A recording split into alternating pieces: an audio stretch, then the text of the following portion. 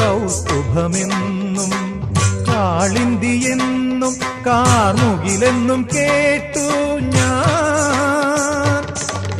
ഉറക്കെ ചിരിക്കുവാൻ മറന്നോരെന്നെയും ഉദയാസ്തമയങ്ങളാക്കി നീ. തിരുനട കാക്കാൻ നിർത്തി നീ.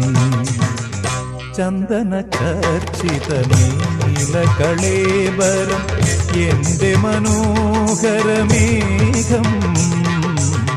കായാമ്പൂവിലും എന്റെ മനസ്സിലും കതിർമഴ പെയ്യുന്ന മേഘം.